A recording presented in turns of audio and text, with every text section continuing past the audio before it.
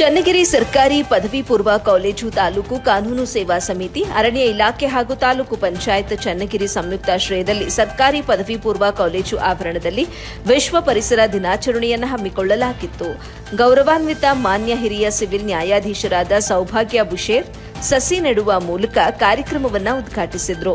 ಬಳಿಕ ಗೌರವಾನ್ವಿತ ಮಾನ್ಯ ಪ್ರಧಾನ ಸಿವಿಲ್ ನ್ಯಾಯಾಧೀಶರಾದ ಶ್ರಮಾ ಶ್ರೀವತ್ಸವ್, 1ನೇ ಹೆಚ್ಚುವರಿ ಸಿವಿಲ್ ನ್ಯಾಯಾಧೀಶಿಯಾದಂಥ ಮಹಾಲಕ್ಷ್ಮೀಜಿ ಹಾಗೂ ತಾಲೂಕು ಕಾರ್ಯನಿರ್ವಹಣಾಧಿಕಾರಿಗಳಾದಂಥ ಬಿಕೆ ಉತ್ತಮ್ ಪರಿಸರ ಸಂರಕ್ಷಣೆ ಕುರಿತು ಮಾತನಾಡಿದರು.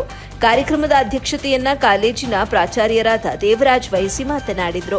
ಕಾರ್ಯಕ್ರಮದಲ್ಲಿ ಎನ್ಸಿಸಿ ಅಧಿಕಾರಿ ಲೆಫ್ಟಿನೆಂಟ್ ನವೀನ್ ಕಿಶೋರ್, ಅರಣ್ಯ ಇಲಾಖೆಯ ವಲಯ ಅರಣ್ಯಾಧಿಕಾರಿಗಳು ಹಾಗೂ ಸಿಬ್ಬಂದಿ ವರ್ಗ, ಉಪನ್ಯಾಸಕರು ಹಾಗೂ ವಿದ್ಯಾರ್ಥಿನಿಯರು ಉಪಸ್ಥಿತರಿದ್ದರು.